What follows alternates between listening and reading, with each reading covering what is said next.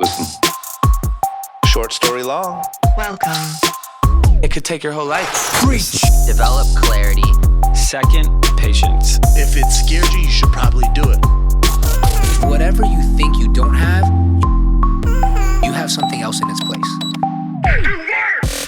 Listen. Short story long. Go, Woody, go. Preach. Listen. Welcome. We're back with another episode, and Back I'm for the excited. first time. I say this a lot, but the funny thing is, most of the time I'm just really excited to do this show. But I feel very fortunate to be able to talk to people like you. And we met. I just interviewed Chase Hero Yep. last week, Yep. and him and you both. I had met you in passing, but I really met because of the Young and Reckless event Yep. that we did a few months back. And you came and shared a bunch of knowledge on the stage, and I was super thankful for that. Not only that, but you helped promote it quite a bit. But once again, when we're sitting there on that panel, we're sharing all that stuff, I'm like, why haven't I done a podcast with these guys? And so this is Here we are. this is me getting to Yeah. it. So I'm really excited. And also, you know, the work that you do, you are doing really, really well, from what I gather, in a place, an area of business that everyone is kind of fascinated by, interested in, want to kind of be involved, but Right. don't quite know how. So I think there's going to be a lot of good stuff in this conversation, and I feel very lucky to be able to pick your brain you. and put it out to the world via Ready to rock. We'll audio. just dive right in. There we go. I'm going to start with a just straight up, usually I start in your story, I want to start with this. You wrote a book called How to Start a Business for Under $1,000. A lot of people come to me and say, hey man, I have an idea, I don't have money. Right. I need investors. How do I go raise money? Yep. Well, I know you had investors. Well, you probably had a rich friend. Well, this, that, whatever. This topic, and I don't know if it's because of the internet or what's going on in Silicon Valley or all this stuff, this topic of idea, then raise millions of dollars Right. before you take a first step, I think is very, very flawed and very, very popular. Yep. Number one, do you agree? And number two, how do we teach people not to do that and to get started with what they have? So I don't agree, because they shouldn't have a $10 million valuation on day 3 or negative day 3. They haven't even started yet. They have a business plan. Yeah. And so I think this morning I saw 3 of them that had $10 to $20 million valuations, and like kept pushing like, hey, are you going to invest? You know, and they don't even have like financials, accounting, a website, a corporation, a trademark, a bank account. They don't have anything that's basic. Yeah. They just have a business plan that's like an overview of an idea. And so, you know, there's billions of ideas, you know, like actual billions. And so, but there's very few people that can execute. And I invest in people that can execute. So I've invested into 34 companies the last few years, which sounds like a lot, but it's not a lot. You think about it's like 6 or 7 a year, because I get hundreds of pitches and very few actually like narrowed down that actually just follow through with the details. And so what my biggest fear is that somebody goes and raises $1.4 million because they know a football player and a friend and a doctor and this guy and that girl and like their grandparents, and they all put in a couple $100,000 each, and then they go fire through all the money at a 10 million valuation. That's it. Yep. And now everybody's frustrated. They have no way of making them their money back, and they couldn't even like do the company they were thinking they could do because they didn't even like test it first. Yep. And so I always say I like to see people care first. So spending $1,000, get your corporation, get your trademark, get a basic website, get all your social media accounts. Most of the things I said are free. Get your business plan, your financials, like get all those basic things out of the way. See if you even like the industry. You might want to open up tanning salons and you're like, wait a minute, tanning salons only make $340,000 a year. I don't want to do that. Or you might want to open up a bowling alley and you're like, wait a minute, bowling alleys have this cost, this insurance, this. I don't want to do a bowling alley. You might not even want to do it just from finding out the research about the business. And so I just always force people. I say this. I say, the way I say no is by saying yes. I say, yes, send me your business plan. Very few people ever do it. And then once they do, I say, great, send me your financials, give me some background about you and the other people, and show me the basics. Really few people do that, right? I'm narrowing it down and still looking like the good guy because I'm saying yes, but they're just not following through. And so the problem is, with so much more money out there in the world, like so much more money, because People started inheriting money from our rich friends. Like we didn't grow up with anybody rich around. Like I grew up in the hood in Long Beach. Like that didn't exist. Hillbilly town, Ohio. Right? Like nowadays, there's some really rich people, and they're like kids are getting rich and rich. Yeah. And then like all those people in Silicon Valley, New York, they got rich, and then the people around them got rich. Yeah. And they don't just do boring real estate. They invest in more companies. And so I see this trickle-down effect of companies like, let's take Bird and Lime, these scooters. There's an actual 0% chance they're ever profitable. Yeah. Because they go 24 miles, 25 cents a mile. That means they can only make $6 for the day, right? Yeah. They pay $5 per day to people to charge them. That's not counting the business itself, the damage, the lost ones, the this, the that, the that. And that's assuming that they're at capacity, which they're not. So they physically can't make money, and they say they're not going to raise their prices because they're in a pricing war. Yeah. But they're both over $1 billion valuation in less than a year and a half. That's why I think it's this. I mean, wouldn't you say that except for them winning the driverless car race, the same story is true for Uber and Lyft? Yeah, they're losing hundreds of millions of dollars a month. And that's what I think is so interesting about what's happening right now is those are the companies that are the most celebrated, talked about, envied. I mean, absolutely. I would say so many young people that want to be entrepreneurs, those are some of their goal companies. Right. They look at Snapchat, they're like, oh my God, and they don't realize Snapchat's made it really, really public. They will not be profitable. But they're worth tens of billions of dollars. Yeah. So is that all a facade? Is that all? What happens? It all burns down one day? I mean, the cookie can crumble for sure. Yeah. I mean, you look at companies like Uber, you look at Snapchat, if they don't raise more money, it's over. Yeah. They're lucky the fact that Silicon Valley got so rich that they're willing to invest at a $40 billion valuation. And look at WeWork. WeWork can't make money. Yeah. They're getting $16 billion valuations last year when they were losing hundreds of millions. Yeah. So that can't be sustainable. The only reason that it's propped up is you have so many people in Silicon Valley with so much money that are just... That's what I feel like is just mind-blowing. It's literally, we talk about this on group chat all the time. It's literally really, really rich people subsidizing the cost for regular people to be able to take black cars. Interesting. Right? I mean, that's what it is. It's like, that's not the true cost that it costs for that many people to do it. Right. So it's all of these investors funding the ability to make it that cheap. So it's really just a bunch of rich people making it cheaper for, you know what I'm saying? It's just not a real... By the way, if Uber raised their prices by $2 a ride, they would have 0% people cancel. And if they raise their prices by $2 a ride, they would be a profitable company. But then Lyft is $2 cheaper. Do you know the other problem is? If they're profitable, their valuation is based on their revenue. Yeah. When they're losing money, their valuation is based on theory. Yeah.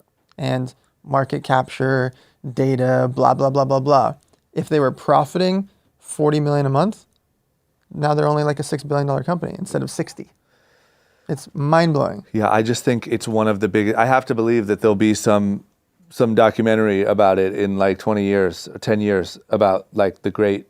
Silicon Valley area? The great facade, the great money raise that never... You know what I mean? Yeah. So let's just say you look at a lot of pitches, you meet a lot of people. You're also very connected in social media world, so I'm guessing you get a lot of riffraff, you get a lot of legit stuff, you get all this stuff. All of it. What would you say, if you could simplify it, separates the people that end up becoming successful and starting real businesses versus the people that just have a great dream and a cool Instagram page? Yep. It's the execution and willing to put in the work. Yep. A lot of people say they're willing to put in the work, but it's real different when it's like 11 o'clock on a Friday in Hollywood. Yeah. There's some kids that have to be at Warwick, and there's some kids that have to be at their laptop working, and it's real easy to get caught up and want to be in the nightlife scene. Mm-hmm. It's real easy to want to like fake work and take a picture of you working and then go back to your life. Yeah. I've had situations, I'll give you 2 examples. There's a kid 4 years ago, and he kept messaging me. He's like, I got 25,000 followers. I'm out here in the Midwest training people how to dribble a basketball. My name is Dribble Too Much. Mm-hmm. I just need to get to LA. I want to get out there. I know you can help put me on. He kept following up, but he couldn't even afford a flight. Yeah. I fly the kid out. I let him sleep on my couch. A week later, somehow scenario happens. I get to take him to Diddy's house to train his kids. Yeah. Okay, Diddy's not involved, just his kids. Yeah. And I'm filming on my phone, and I'm working, film a little bit, working. This kid's posting it. And then one of the sons reposted and he gets from 25 to like 41,000 now, and then 50,000. And then 2 weeks go by, he's at 100,000 followers. Okay.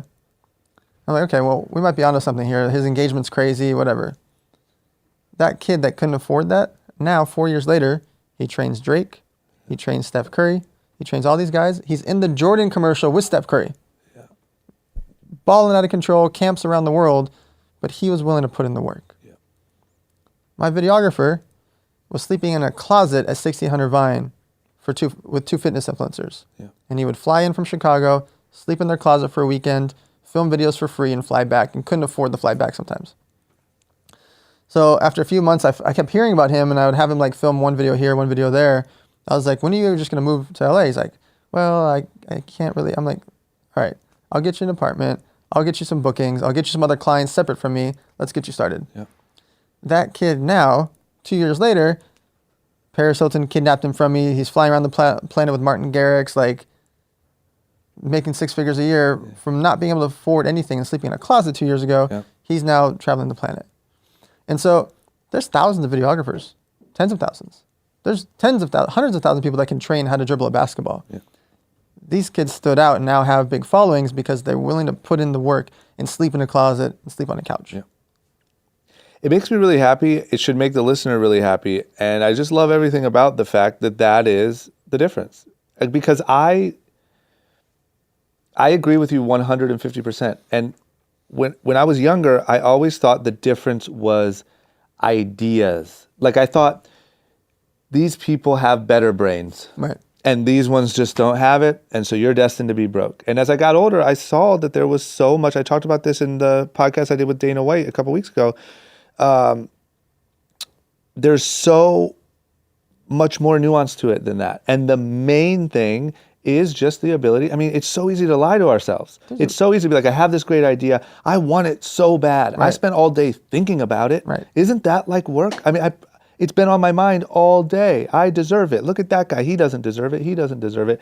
And then you just meet those people that even if the idea is bad. They're just wired different. Yeah. Like And they'll work even behind a bad idea. They'll work behind somebody else's idea. They'll work and figure it out. Conor McGregor is wired different. Yep. Kobe Bryant is wired different. Like when we talk about Kobe Bryant, even when he was at his prime peak and like about to retire, he was still in the gym hours before everybody else. Yeah. Conor McGregor was still being relentless after he was already a superstar.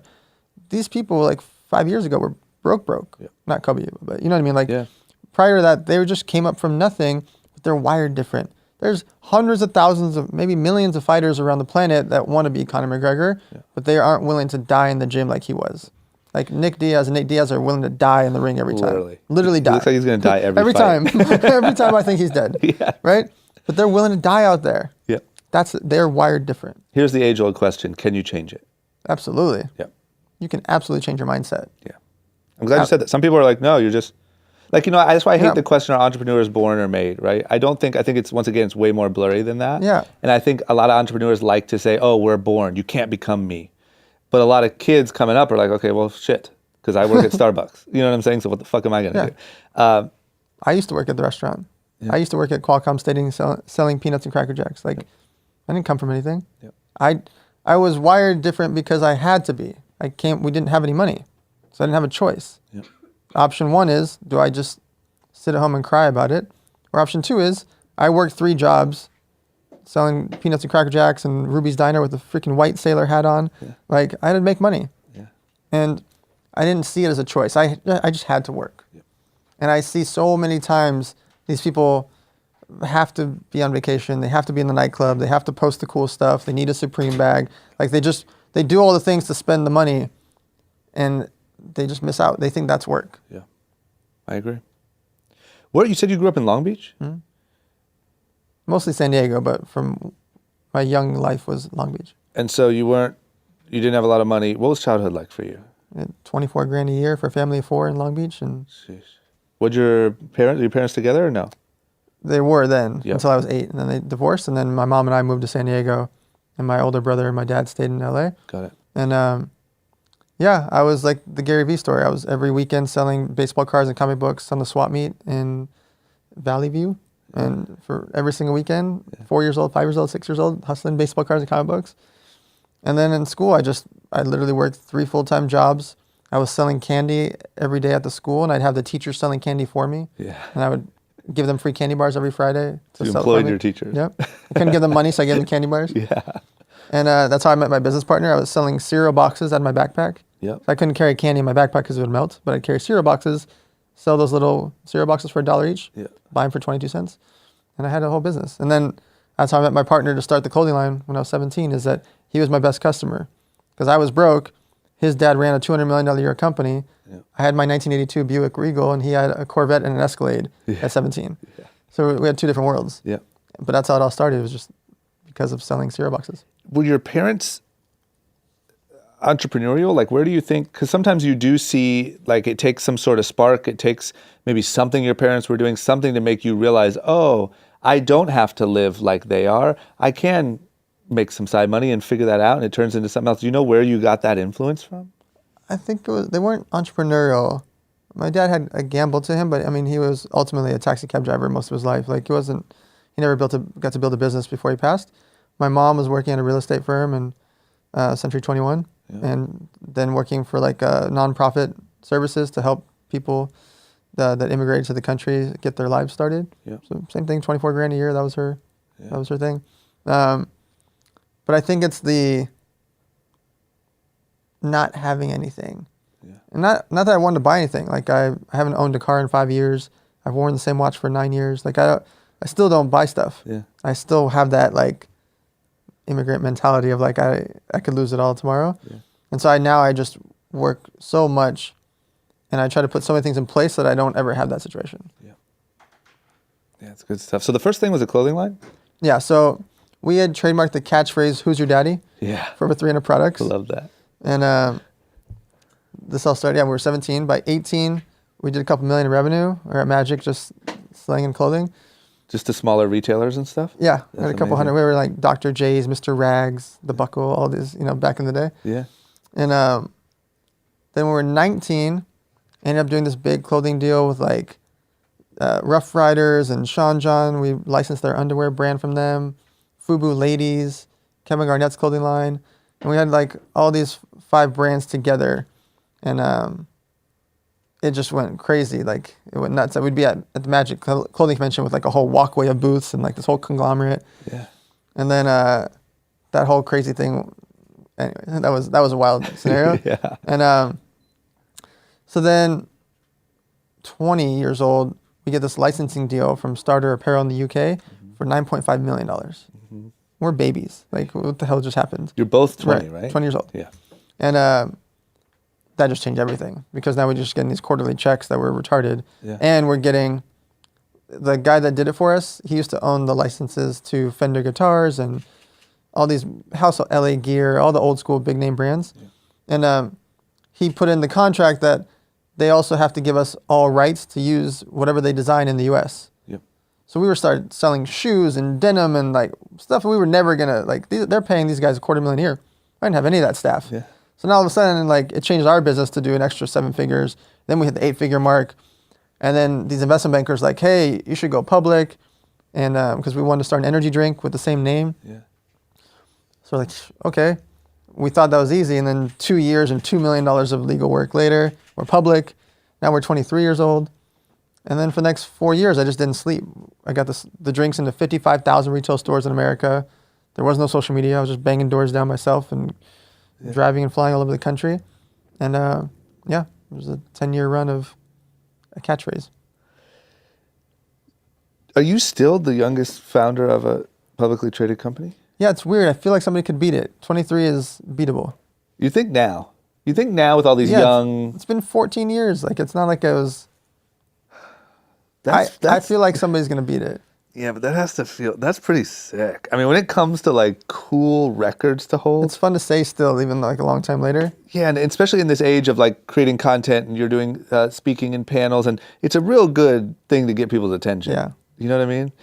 God, okay, here's my biggest question about all of that stuff, because obviously I can relate to a lot of that process because I've been through it or currently do it, but how did you at 20 years old figure out production and licensing deals? I mean, there's a lot of shit. yeah. I'm going to be honest. I have D. Yeah. And when I came in the game, D had been in clothing for 7 years. Yep. And so I followed a lot of his lead. Of course.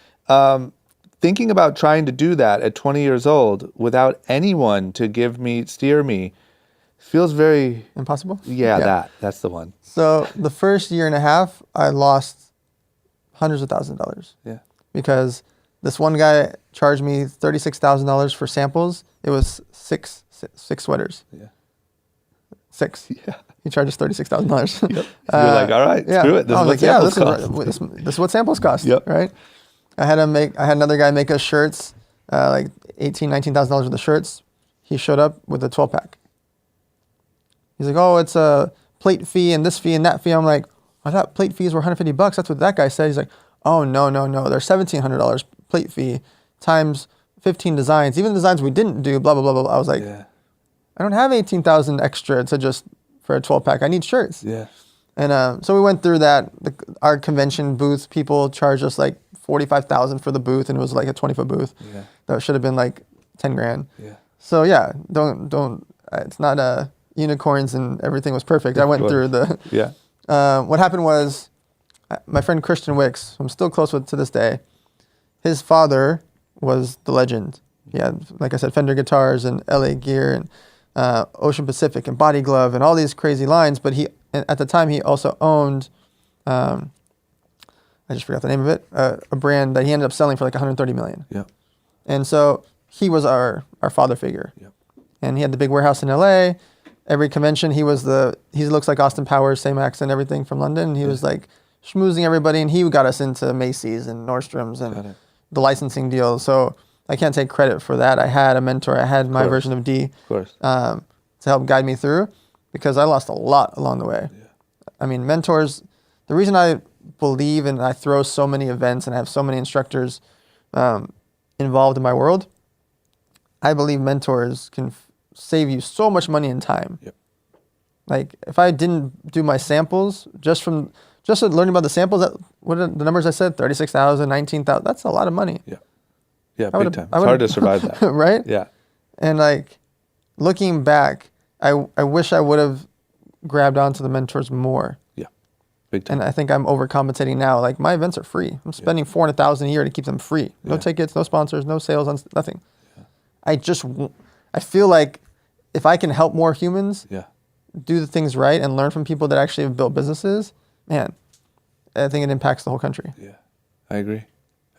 You know what else I'm fascinated by is like I think that when it comes to being that really any type of entrepreneur or anyone sort of blazing a path, for lack of a better way to say it, you have to have this weird combo of sort of confidence, like belief that you can do anything, but also ability to get the shit kicked out of you and not stop. Right. And And that's so weird. I don't even know how to really describe it, but it's like, because it's so easy to be like, I'm the best ever. I'm the best ever. Someone charges you $100,000 for a sample and you're like, I'm a loser. I'm a piece of shit. I'm never going to do this again. Right. And you back out because it threatens your whole thing. Where do you think, it sounds like you had an insane balance to be able to keep pushing, keep taking L's and keep going. Do you think, like, did that come sort of naturally to you? Did you have to sit alone in your room and be like, man, you're not a loser. You're not a loser. You know what I mean? So I use the line, don't sit on the floor and cry about it. Yeah. Because there's times where like you lose a company overnight, or you lose a big client or a vendor or a partner or a staff member, something happens. And sitting on the floor and crying about it changes nothing. Yeah.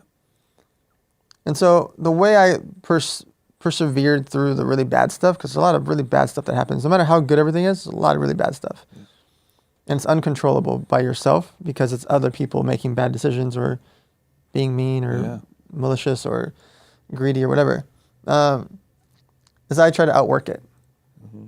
Meaning, I'll give you an example. So online poker was shut down in America, right? It was called Black Friday. My competitors are why it shut down. Still, if you look at the scoreboard, it's still an L, right? Yeah. There's no more market. Yeah. On April 15th, Black Friday, I pay back 41,000 people around the world right away. So I become the good guy in the space. Yeah. That's not easy to make the decision to give back millions of dollars, close down a company. We're the third biggest poker brand in the world. I'm a baby in my mid-20s. I'm ecstatic. Like, what's going on? Like, right? Like, I'm 28, 29. Yeah. Bill Zarian's the one that calls me like, oh my God, the sky is falling. Like, what's going on? Aoki's calling me. Am I in trouble? Like, it's like, what's going on, right? And instead of sitting on the floor and crying about it, and I deserved to be able to cry that day because I lost this humongous company due to my competitors messing with the government. Yeah. It's still an L. And I believe those next 4 days, paying back all those people, doing a bunch of interviews and proving that, look, we're the good guys, we're paying everybody back, these guys aren't, here's why they should, doing all the interviews. I got Morgan Stanley to hire me to be a consultant for them. I had 4 land-based casinos hire me to consult for them. I took on a CEO role for a land-based casino in Nevada for a year. Like, I restarted my life by being the most vulnerable and literally taking the shirt off my back to pay everybody back around the world. Yeah. So it wasn't a decision. I didn't have a choice. Yeah. Like, doing the right thing is the right thing. Yeah. That's an incredible lesson. Did you go from clothing, was poker the next thing? So clothing and energy drinks. So energy drinks was for 4 years, but Yep. same brand, all the same company. Yeah. And then on the 10-year anniversary from starting the company in high school, I resigned so I could start the poker site. Yep. Once the poker site was shut down, I never wanted to have all my eggs in one basket again. Yep. So that's when I started the social media agency and become an angel investor. So that if I angel invest into 5, 6, 7 different companies, if something happens to 1, 2, or 3 of them, the show goes on. Yeah. Not that it's that simple in angel investing because most companies don't exit, so it's not like. Yeah. But I just felt like the social media agency will be my cash flow business, Yeah. and the angel investing will be me planting seeds for the long term. Big time. And so, just for the sake of the story, you got into poker, you built this massive site, and then what happened? They just outlawed online gaming. I mean, can you tell me what happened there? The 3 biggest competitors, they were miscoding merchant transactions. So D deposits $1,000 on PokerStars. Yeah. It says PS3. Drama deposits $650 on PokerStars. It shows mattresses.biz. Dan deposits $200. It shows flowers.edu. They were just miscoding merchant transactions. Why? Because online poker at scale, the merchants weren't allowing it. Visa was blocking it. Wells Fargo was blocking it. Bank of America is blocking it. This is blocking it. Like, the merchant accounts were being blocked. Got it. So they were miscoding the transactions. The problem was you can't do it when you're doing $4 million a day in revenue, Yeah. $8 million a day in revenue. Like, people, they're Yeah. going to notice, right? Yeah. Your merchant accounts are humongous.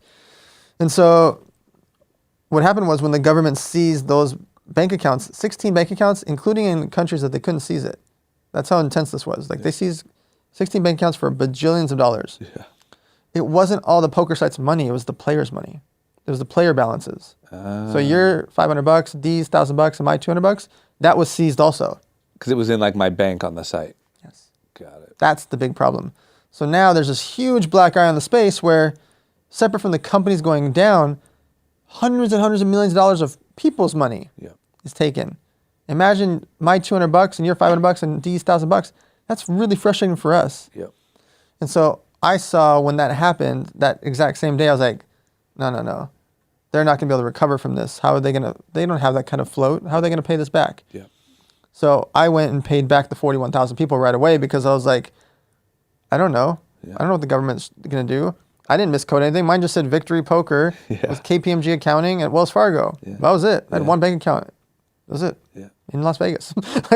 I went in my interviews and I was showing them. I like literally printed out statements and showed everybody. I'm like, here's everybody's players balances. Anybody on the planet, if by next Monday you don't get your money back, I'll double it. Yeah. Like, I'm going to get you guys all paid. That's so good. So then so the way you reacted to that then led you into like kind of the next phase in life. So you were never really like just screwed wandering around looking for the next thing. Those next 4 days was one. Well, yeah, I'm yeah, sure. It was a whirlwind. Yeah. That was when I realized I had to make a decision of what's next. And I really, really, really had the choice of just sitting on the floor and crying. Like, I could have just closed the door into a dark room and nobody would have thought, because it a had lot to of be those other tempting. guys are dead or in jail. Like, Now? yeah. Sheesh. A lot of them fled the country, like, or they lived in foreign countries and still fled those countries. Like, it was intense. We're talking about billions of dollars. Yeah. It's not some little like, oh, it's 30 million. No, this is like, holy shit. Yeah. Hundreds and hundreds of millions per company. So my thought was social media was just really getting started. We were doing really well with YouTube and MySpace and like those type of platforms. And Twitter was just getting started and going. And YouTube, we'd get like 1 million views, 6 million views on a video, which is like a bajillion now. Yeah. And we didn't have a way to get them big back then. They just got big because there was much less content then.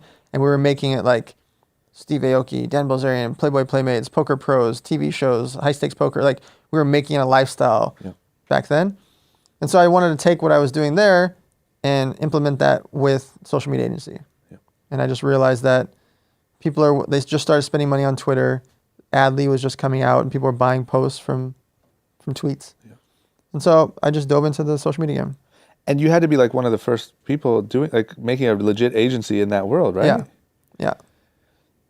That alone is like super, that's another thing that I really admire is it's hard enough to start a business following some sort of blueprint. But when you're saying, hey, I'm banking that this thing is going to be big one day and I'm going to come in and try to put some, organization into the whole thing when nobody else is really doing it is also quite a bit. And now, we talked right before we started recording, it sounds like just now that early bet is really starting to like really pay off because now big companies are starting to finally understand. They're starting to see, you start to look at markets that are going bankrupt or getting frustrated or having like losing market share. Yeah. And they look at Fashion Nova, they look at Sugar Bear Hair, they look at Fit Tea, they look at some of the brands that were the iconic social media brands that first really got started. Yep. And now they're off doing zillions of dollars in revenue. Yep. That could have been them. Yep. Like the idea that Fashion Nova is what it is when Guess, BB, Charlotte Russe, Forever 21, that could have been them. Yep. Should have been, I would argue. Yeah.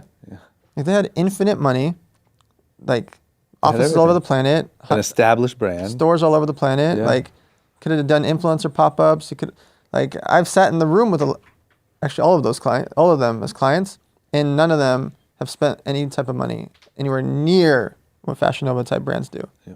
Like, I was doing the first Fashion Nova post half a decade ago. Yeah. They don't even need me now because they've got, for the last few years, they've got so much staff they can just buy posts themselves at scale. Yeah. But I was doing the first Kylie post and Fit Tea post with Kim Kardashian. Like, this was 5-6 years ago. Yeah. But now you see Fit Tea off doing tens of millions of revenue. Like, I watched it because I believed it worked and it was so affordable. Yeah. Because eyeballs is what matters, right? People are paying for TV ads, radio ads, billboards, magazines. You still now to this day, if you buy a magazine ad and you want to put Young and Reckless or 5'4" into a magazine ad, if that magazine has 200,000 subscribers, they charge you based on 1.4 million. Yeah. They say that the average magazine is read 7 times. That's just a made-up number. Have you ever handed your magazine to 7 people? I've never touched a magazine. Right? So like the idea that us to this day would hand our magazines to 7 people on average. Yeah. I mean, some people are handing it to 20 people, right? Yeah. They're charging for billboards when we're not looking at the billboard. We're looking at our phones in the car, sadly. Yeah. They're charging us for commercials. I haven't watched a commercial in ages. I watch Netflix or I DVR and I fast forward stuff. Yeah. And if I don't fast forward it and I happen to be watching something live for some weird reason, I go to the kitchen, I go to the restroom, or I look at my phone during the commercials. The idea that people are watching commercials is not real life, right? But on social media, when they're out there charging $20 to $40 CPM rate, which is cost per 1,000 views, it's a $1 to $2 CPM rate online. That's not a little difference. Like if it was $30 and I was like, oh, it's 15 or 20, you'd be like, oh my God, let me get all that. Yeah. We're talking about $30 versus $2. Is that still the numbers? Yeah. Sheesh. Like I can buy 100,000 impressions on a post for a couple $1,000s. Yeah. Go see how much they charge for 100,000 impressions on TV. Yeah. I can't believe, I would say even, I'm more shocked about this than I am about Uber, Lyft, Bird, Lime, that this is still sustaining. That it's still happening. I mean, like, do you know, you might know this number, but if not, rough guess, how much money is spent on social media advertising a year? Just guess. Lunch money. Right? Is it, what is it? Is it hundreds of millions? Hundreds of millions, okay. Which is literally nothing compared to what they spent on. And it should, what should it be? 100 billion? I believe my honest number is around 10% of what they spend on everything else. if these large companies, Yeah. Coca-Cola, Red Bull, Visa, Amex, etc., spend anywhere near 10% on social media, it would be staggering what would happen for them, for the social media platforms, for the brands, for the users, for the entire global economy. But don't you think that if the true value, if you really could say this is what it deserves, don't you think it's 40% at the least? I mean, look what just happened to Popeyes, Yeah. Wendy's, and blah, blah, blah. Now, that's all anyone's talking about. Right. There's videos of lines inside of Popeyes, and they're sold out of the sandwiches. When's the last time Popeyes hit anyone's When's radar? the last time you even said Popeye's chicken? Literally, the last Literally time never. I said magazine. Exactly. Yeah. Right? Like It seems like that number should be half of what you spend on everything else. and they don't even spend 1%. Not one. I get into these physical like discussions where like household name fashion brands will bring me in and they want me to consult for them, and I'm sit there for 4 hours with their executives.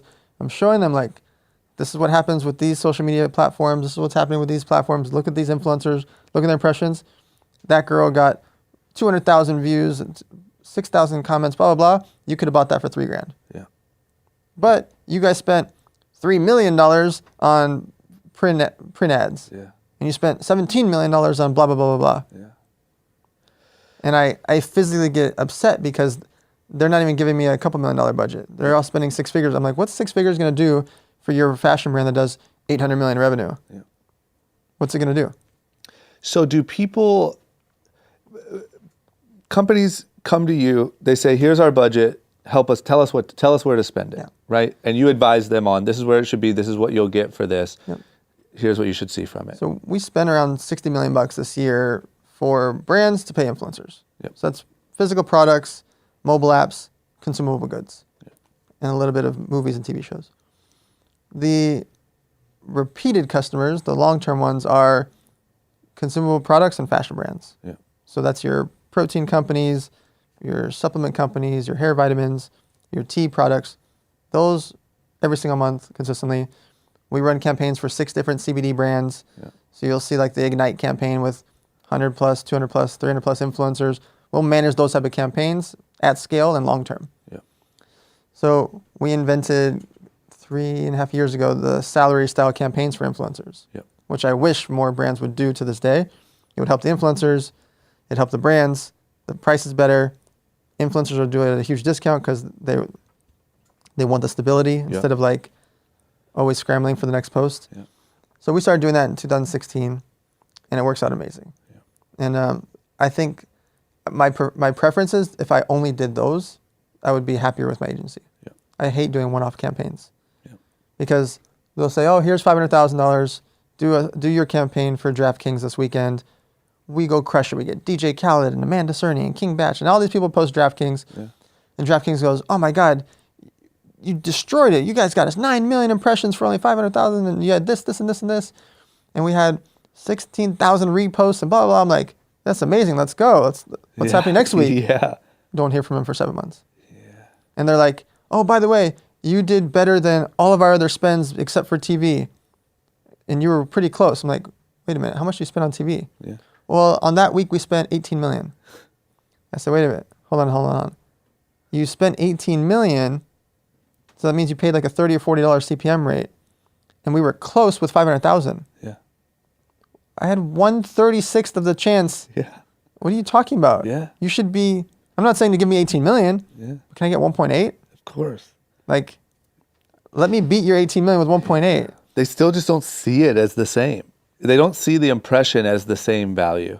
Which is crazy to me because I'll actually, as a customer, fan, or follower, just like you, if I saw the DraftKings ad and I have it in my phone, it's way different than seeing it on ESPN for the 30th time. Big time. And if you're like, oh, this is Amanda Cerny, I love her, she's so funny, her dog, oh my Right. God. Yep. She likes DraftKings? Yep. So much better than like some shitty commercial. Oh, that content was so good. She was sitting in a hot tub, like a bath. I remember that, yeah. It was so good. Yeah. She's like, "You want to make $1 billion?"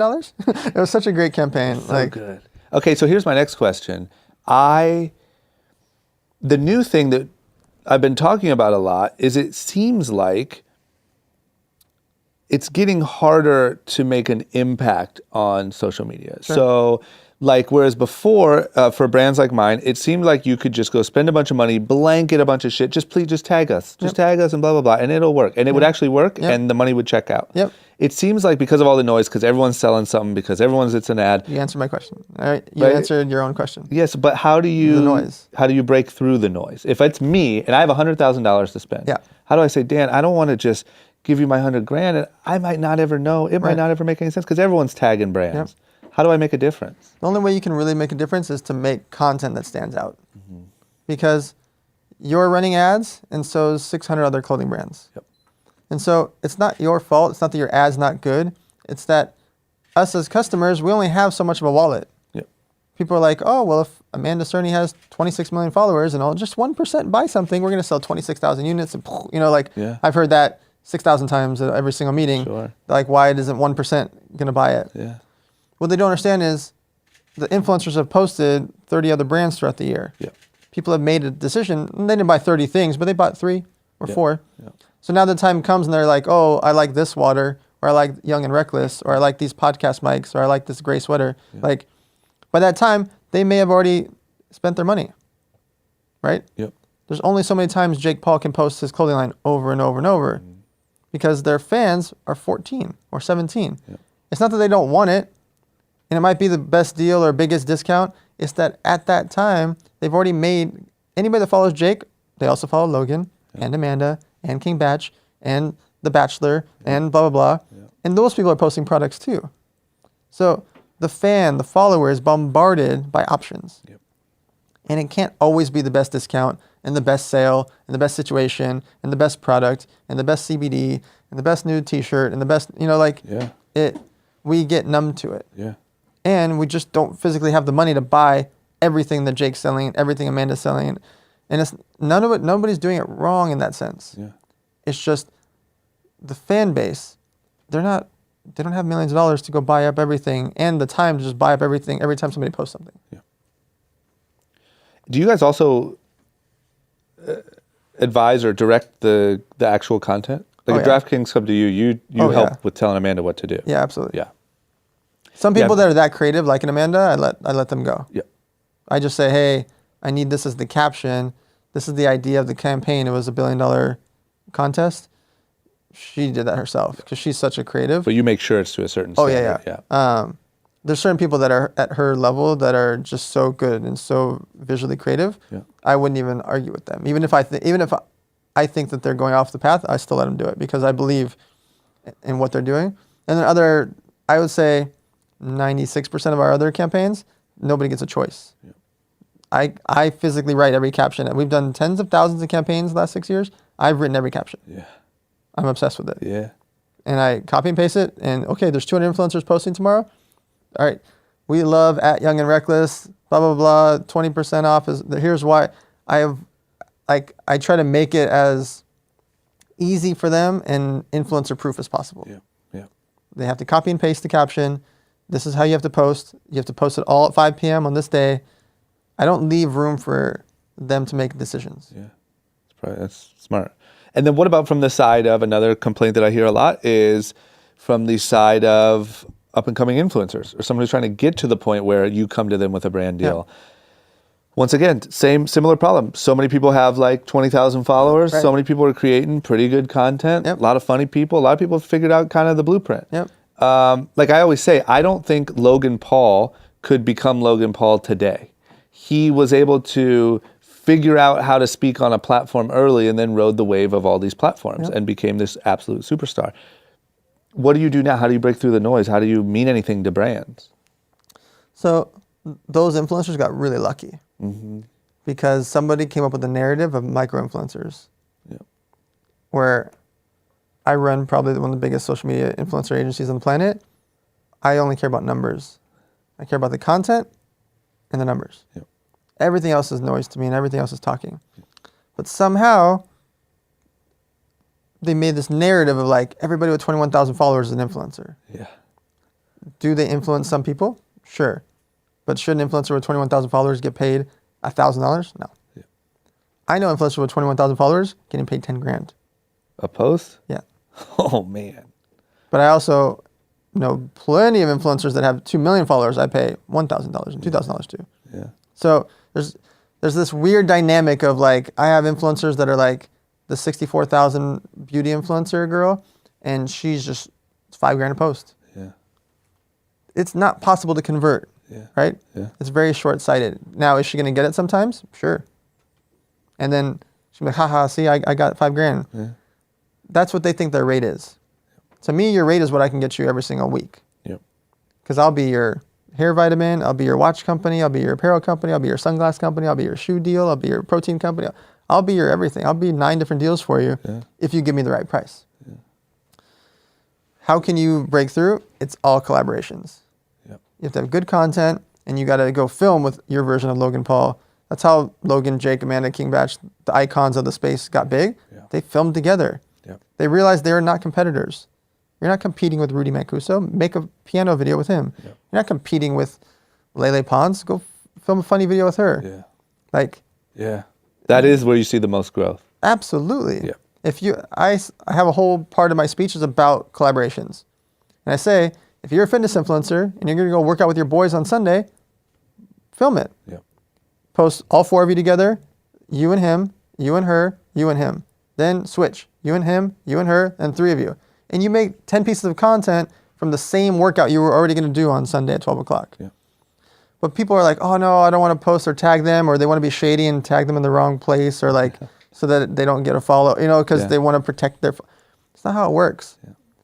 Fans follow lots of people. If I'm following a fitness influencer, if I'm following Anna Cherie, I'm much more likely to go also follow Casey Loves Fitness. Yeah. Like, I like to follow both fitness influencers. Yeah. I'm going to follow 5, 6, 7, 8, 10 of them. Yeah. Right? Yeah.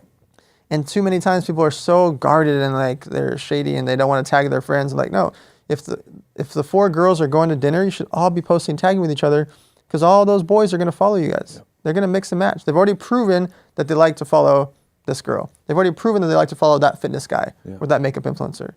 So 4 chefs and 4 makeup influencers should be filming content together because you are inclined to gain a following. Yeah. Their followers already proved it. They like that. Yeah. Yeah, that makes perfect sense. And that's also the only place that I've really seen any, even for my stuff, like it's so hard to gain anything at this point, especially because I have so many leftover followers from the old MTV days. But the only thing that I see is when somebody, like the other day, Dana White posted, tagged Short Story Long, we gained a bunch of followers because people probably clicked the link, said, oh my gosh, he interviews a bunch of people like this, and followed it, right? Yeah. Because it's coming from authority like Dana White. Yeah. And it's not just a random tag. Yeah. You know what I mean? Yeah. Like there's a big difference between somebody tagging you and somebody tagging you. Yep. Big time. And a lot of times people tag too many things and then people choose none. Yep. So if Dana goes and tags Young and Reckless, at Drama, at D Murphy, at this, at that, you would have literally gained 0. Yep. Like 0. Yep. Because there's 4 things to click on, so we choose none. Yeah. But when he says just Short Story Long or just Young and Reckless or just Drama, like just 1 or 2 things, then people can make a following decision. Yep. Then they can go research down the rabbit hole, see who they like. But when people go tag, this is that, and this person here, and this is the name of the restaurant, that's the guy that made the plant, and like they tag all these things, people don't follow anybody. Yeah. Do you think, like, are you one of those people that think, I didn't mean that in a negative way, that think that everyone who's an entrepreneur, who's doing anything exciting, should be creating content, should be putting it out, should be building a fan base? Do you believe that, or? 100% they should, because they're already doing that thing that they do. Yep. Meaning, you already are a fitness trainer, why wouldn't you pull your phone out? You already are a makeup artist, why don't you pull your phone out? You're already a car salesman, why don't you pull your phone out and do tips about selling cars? Yep. The risk is 0. It's actually 0. The cost is nothing. You don't have to have a videographer and editor follow you around. Yeah. Pull out your iPhone or Android, and you can sell more cars, or sell more real estate, or sell more insurance, or sell more. It doesn't matter what you do. Yeah. You already do it. Yeah. So the idea of like, no, I don't want to post about accounting, that's boring. It's fascinating. I don't know anything about accounting. Yeah. I want to learn about it. Yeah. Oh, you're a real estate agent? Don't just post like, oh, I'm a fancy real estate agent. Teach me something. Yeah. If Drama becomes a real estate agent tomorrow and you show me a house and you're like, oh, this guy spent $1,800, he put Nest and Ring and this crazy tech package on here, but it increased the value of the home $12,600. Yeah.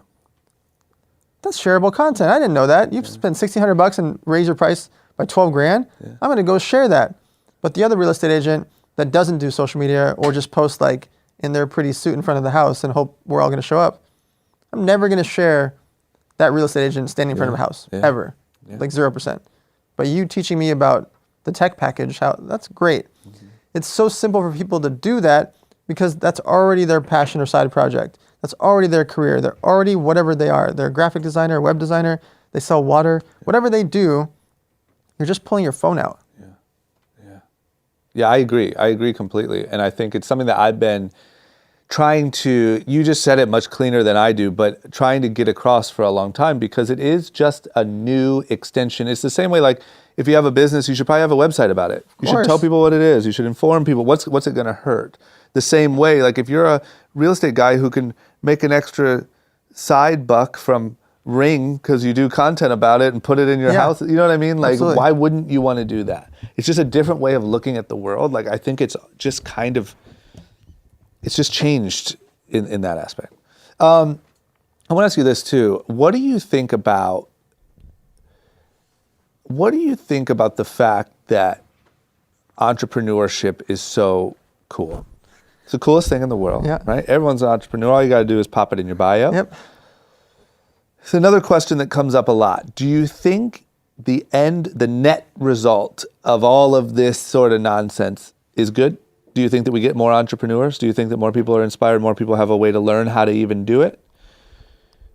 Do you think there's some sort of crash that happens there? Do you think there's a fake it till you make it fallout where everyone just crumbles? What do you think about that topic? So I think I live and breathe it more than most because of all the entrepreneur events. And I know who the fakers are. I know who's hustling. I know who's really got a business and who's built a career in the past before social media. The crash part happens when people try to keep up with the Joneses. They want to be like Andy Frisella when they don't realize that he's a 20-year overnight success. They want to have 26 Lamborghinis and Ferraris like he does. They don't realize he's got a $300 million business, right? They want to be that when they're 19 and 23. And they want to do it on month 3. And so it's tough because the entrepreneurs and their fans and followers are seeing D. Murthy, and they're like, oh, I want to have multiple clothing lines. I'm going to do it this week. And they don't know the fact that he's been in the game for a decade or 2. And they don't know about the roller coasters for the decade or 2, right? They just see running and cool videos and podcasts. You know, like they see. All he does is run. And, right? Hang out with his baby. It's easy. Right? It's easy to build it. Of course. So I think the hard part is that people think that Instagram is reality.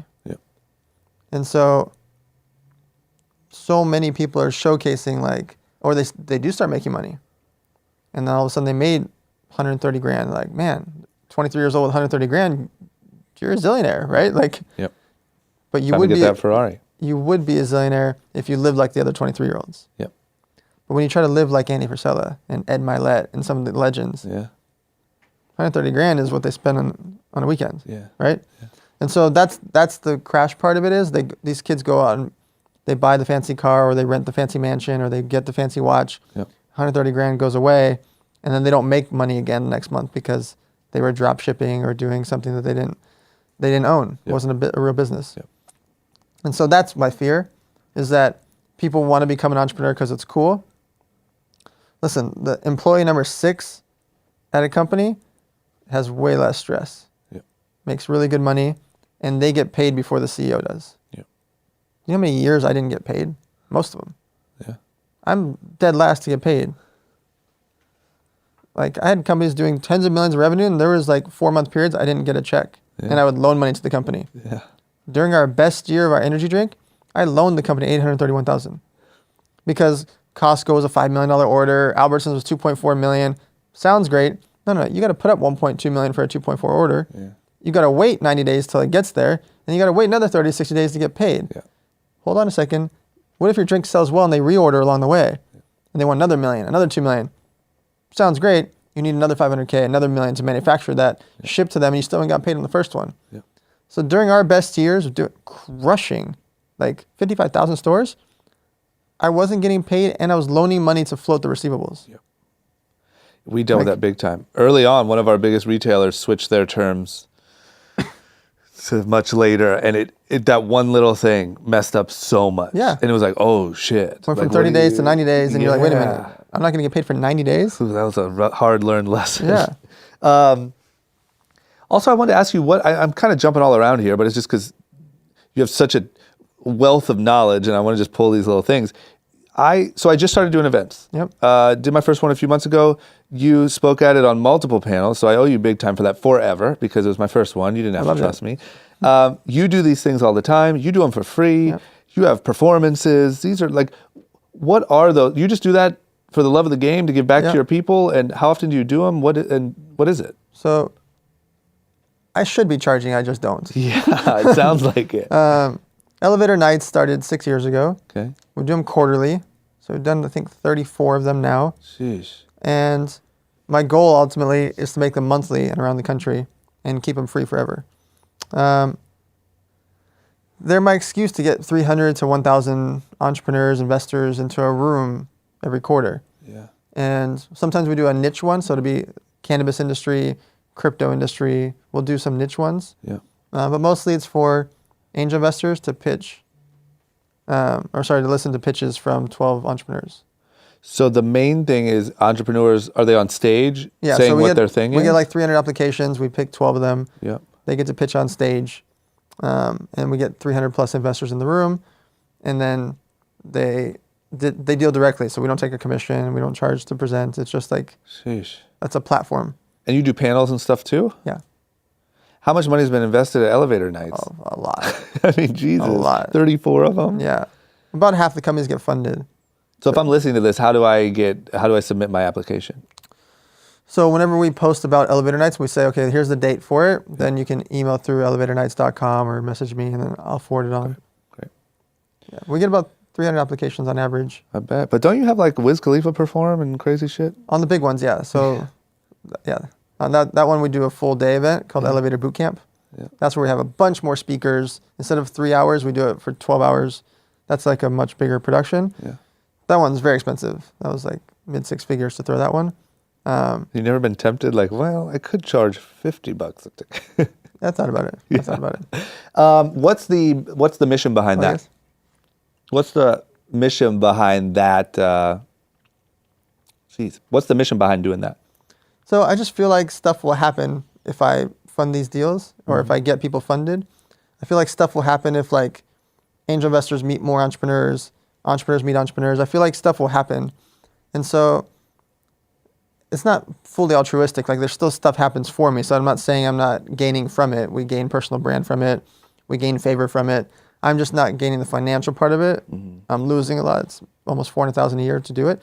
But I believe like the greater good is there, and it's part of who I am and what my brand is. And so I'd like it to be monthly. I'd like to be at scale. And I just don't think it would change anything for me if I charged $100 a ticket to do it. If you're doing a one-off, it's better to charge $100 to $500, cover your costs, make some money. By the way, I have nothing against people charging for their events. Obviously, I promote lots of events that charge. Yeah. I believe people take it more seriously if you charge also.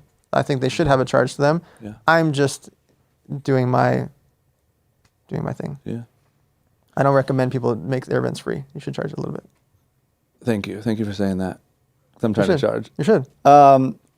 Where do you go? Let me get a drink. Do we have water? I'll go get one. Never mind. It's not that much of an emergency.